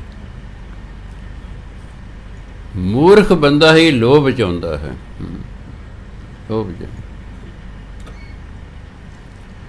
ਬੜੇ ਸਾਲ ਪਹਿਲਾਂ ਸਰਹੰਦ ਦੇ ਵਿੱਚ ਕਿਸੇ ਨੇ ਦੁਕਾਨ ਖੋਲ੍ਹੀ। 3 ਮਹੀਨਿਆਂ 'ਚ ਤੁਹਾਡੇ ਪੈਸੇ ਦੂਣੇ ਕੀਤੇ ਜਾਣਗੇ। ਚੱਲ ਸੋ ਚੱਲ, ਚੱਲ ਸੋ ਚੱਲ। ਪ੍ਰੋਫੈਸਰ, ਟੀਚਰ, SSP, SDM, ਕਿਸੇ ਦੀ ਅਕਲ ਹੀ ਨਹੀਂ ਕੰਮ ਕੀਤੀ। ਵੀ ਭਲਿਓ ਮਾਨਸੋ 3 ਮਹੀਨਿਆਂ 'ਚ ਦੂਣੇ ਕਿਵੇਂ ਹੋ ਸਕਦੇ ਹਨ? ਬੈਂਕ ਤੇ 7 ਸਾਲ 'ਚ ਦੂਣੇ ਕਰਦਾ ਸੀ ਉਦੋਂ, ਇਹ 3 ਮਹੀਨਿਆਂ 'ਚ ਹੀ ਕਰਦੇ ਨੇ। ਕਰੋੜਾਂ ਰੁਪਈਏ ਲੋਕਾਂ ਨੂੰ ਬੇਵਕੂਫ ਬਣਾ ਕੇ ਇਕੱਠੇ ਕੀਤੇ, ਰਾਤੇ ਰਾਤ ਭੱਜ ਗਏ, ਫਿਰ ਹੀ ਜਾ ਮਗਰ ਮਗਰ। ਲੋਭੀ ਸਨ, ਲੋਭ ਦੇ ਵਿੱਚ ਆ ਕੇ ਆਪਣੇ ਪੈਸੇ ਗਵਾ ਲਏ। ਬੰਦਾ ਲਾਲਚ 'ਚ ਹੀ ਫਸਦਾ ਹੈਗਾ, ਜਦੋਂ ਫਸੇਗਾ ਨਾ ਇਹ ਲਾਲਚ 'ਚ ਹੀ ਫਸੇਗਾ। ਕੁੱਤੇ ਨੇ ਆਪਣੀ ਰੋਟੀ ਗਵਾ ਲਈ ਸੀ ਲਾਲਚ ਕਾਰਨ। ਆਪਣੇ ਕੋਲ ਚੰਗੀ ਭਲੀ ਰੋਟੀ ਹੈ, ਪਾਣੀ 'ਚ ਕੁੱਤਾ ਦਿਸ ਰਿਹਾ ਹੈ, ਉਹਦੀ ਰੋਟੀ ਵੀ ਖੋਹਣਾ ਚਾਹੁੰਦਾ ਹੈ, ਆਪਣੀ ਵੀ ਗਵਾ ਬੈਠਾ। ਫਿਰ ਹੇਠਾਂ ਟੀਚਰ ਲਿਖਾਉਂਦਾ ਹੈ, ਗਰੀਡ ਇਜ਼ ਏ ਕਰਸ, ਲਾਲਚ ਬੁਰੀ ਬਲਾ ਹੈ। ਸਮਾਂ ਪਾ ਕੇ ਟੀਚਰ ਵੀ ਲਾਲਚੀ ਅਤੇ ਜਿਨ੍ਹਾਂ ਨੂੰ ਪੜ੍ਹਾਇਆ ਉਹ ਵੀ ਲਾਲਚੀ। ਉਹ ਤਾਂ ਕਹਾਣੀ ਯਾਦ ਕਰਨ ਵਾਲੇ ਇਮਤਿਹਾਨ 'ਚੋਂ ਪਾਸ ਹੋਣ ਲਈ ਕਰ ਲਈ, ਅਤੇ ਟੀਚਰ ਨੇ ਵੀ ਇਮਤਿਹਾਨ 'ਚੋਂ ਪਾਸ ਕਰਾਉਣ ਲਈ ਕਹਾਣੀ ਯਾਦ ਕਰਾਤੀ। ਨਾ ਕਹਾਣੀ 'ਤੇ ਬੱਚੇ ਨੇ ਅਮਲ ਕੀਤਾ ਅਤੇ ਨਾ ਟੀਚਰ ਨੇ ਕੀਤਾ। 4 ਕੁ ਕਹਾਣੀਆਂ 'ਤੇ ਤੁਸੀਂ ਜ਼ਿੰਦਗੀ 'ਚ ਅਮਲ ਕਰ ਲਓ, ਮੌਜਾਂ ਹੀ ਮੌਜਾਂ ਨੇ, ਮੌਜਾਂ ਹੀ ਮੌਜਾਂ। ਪਰ ਕੌਣ ਕਰੇ? ਕੌਣ ਕਰੇ? ਅਮਲ ਹੀ ਕਰਨਾ ਤਾਂ ਔਖਾ। ਬਾਣੀ ਪੜ੍ਹਨੀ ਸੌਖੀ ਹੈ, ਗਾਉਣੀ ਵੀ ਸੌਖੀ ਹੈ, ਕਥਾ ਕਰਨੀ ਵੀ ਸੌਖੀ ਹੈ, ਪਰ ਮੰਨਣੀ ਸੌਖੀ ਨਹੀਂ ਹੈ। ਮੰਨਣੀ ਸਭ ਤੋਂ ਔਖੀ। ਪਰ ਗੁਰਬਾਣੀ ਜਿੰਨੀ ਸੁਣ ਕੇ ਮੰਨਿਆ ਸੇ ਪੁਰਖ ਪ੍ਰਧਾਨ, ਉਹ ਸੰਤ ਬਣ ਗਏ। ਜਿਨ੍ਹਾਂ ਨੇ ਗੁਰੂ ਦੀ ਸਿੱਖਿਆ ਸੁਣ ਕੇ ਮੰਨ ਲਈ ਨਾ, ਉਹ ਸੰਤ ਮਹਾਂਪੁਰਸ਼ ਹੋ ਗਏ। ਇਸ ਲਈ ਗੁਰੂ ਮਹਾਰਾਜ ਕਹਿੰਦੇ ਇਹ ਨਾਸਤਿਕ ਦਾ ਮਨ ਲੋਭੀ ਹੈ ਅਤੇ ਲਾਲਚੀ ਬੰਦਾ ਮੂਰਖ ਹੁੰਦਾ ਹੈ। ਕਈ ਸਾਲਾਂ ਦੀ ਗੱਲ ਹੈ, ਜਿਹੜੇ SBI ਬੈਂਕ ਹੁੰਦੇ ਨੇ, ਸਟੇਟ ਬੈਂਕ ਆਫ ਇੰਡੀਆ, ਉਦੋਂ ਸਟੇਟ ਬੈਂਕ ਆਫ ਪਟਿਆਲਾ ਸੀ ਇਹਦਾ ਨਾਮ। ਸਕੇਲ 4 ਮੈਨੇਜਰ ਹੈ, ਅੱਜ ਉਹਨੇ ਰਿਟਾਇਰ ਹੋਣਾ ਹੈ। 3 ਵਜੇ ਇੱਕ ਬੰਦਾ ਆਇਆ, ਜੀ ਮੈਨੂੰ ਲੋਨ ਚਾਹੀਦਾ। ਕਹਿੰਦਾ 50,000 ਰੁਪਇਆ ਲਿਆ, ਲੋਨ ਮਨਜ਼ੂਰ ਕਰ ਦਿੰਦਾ। ਉਹ ਕਹਿੰਦਾ ਜੀ 50,000 ਤਾਂ ਨਹੀਂ ਹੋ ਸਕਦਾ। ਕਹਿੰਦੇ ਤਾਂ ਨਹੀਂ ਮੈਂ ਤੇਰਾ ਕੰਮ ਹੁੰਦਾ। 50,000 ਲਿਆ, ਛੇਤੀ ਕਰ, ਮੈਂ 5 ਵਜੇ 'ਚ ਰਿਟਾਇਰ ਹੋ ਜਾਣਾ ਹੈ। ਉਹ ਆੜਤੀਏ ਕੋਲੇ ਗਿਆ। ਆੜਤੀਏ ਕਹਿੰਦਾ ਮੈਂ ਤਾਂ ਵੱਧ ਤੋਂ ਵੱਧ ਤੈਨੂੰ 30,000 ਦੇ ਸਕਦਾ। ਉਹ ਆਇਆ ਜੀ, ਮੈਨੂੰ ਆੜਤੀਆ 30,000 ਤੋਂ ਵੱਧ ਨਹੀਂ ਦਿੰਦਾ। ਕਹਿੰਦਾ ਚੱਲ 30,000 ਲਿਆ। ਉਹ ਇਹਨਾਂ ਕੋਲ ਚਲੇ ਗਏ, ਜਿਹੜੇ ਛਾਪੇ ਮਾਰਦੇ ਨੇ, ਕੀ ਕਹਿੰਦੇ ਇਹਨਾਂ ਨੂੰ, ਵਿਜੀਲੈਂਸ ਵਾਲੇ, ਉਹਨਾਂ ਕੋਲ ਚਲੇ ਗਏ। ਉਹਨਾਂ ਨੋਟਾਂ ਨੂੰ ਰੰਗ ਲਾ ਕੇ ਦੇ ਦਿੱਤਾ, ਠੀਕ ਹੈ, ਨੰਬਰ ਨੋਟ ਕਰ ਲਏ। ਪਹੁੰਚ, ਅਸੀਂ ਚਿੱਟੀ ਵਰਦੀ 'ਚ ਨਾਲ ਆ ਰਹੇ ਹਾਂ ਪਿੱਛੇ ਪਿੱਛੇ। 4:45 ਵਜੇ ਸਨ। ਉਹਨੇ ਲਿਆ ਕੇ 30,000 ਮੈਨੇਜਰ ਨੂੰ ਦਿੱਤਾ। ਉਹਨਾਂ ਝਪਟਾ ਮਾਰਿਆ, ਫੜ ਲਿਆ, ਆ ਜਾਓ ਜੀ ਸ਼੍ਰੀਮਾਨ। ਫੜ ਕੇ ਲੈ ਗਏ। ਵਿੱਚ ਹੀ ਜਿਹੜੀ ਰਿਸੈਪਸ਼ਨ ਗਈ ਅਤੇ ਵਿੱਚ ਹੀ ਰਿਟਾਇਰਮੈਂਟ ਗਈ ਅਤੇ ਵਿੱਚ ਹੀ ਗਈ। ਚਲੋ ਜੀ, ਇਹ ਲਾਲਚ ਹੈ।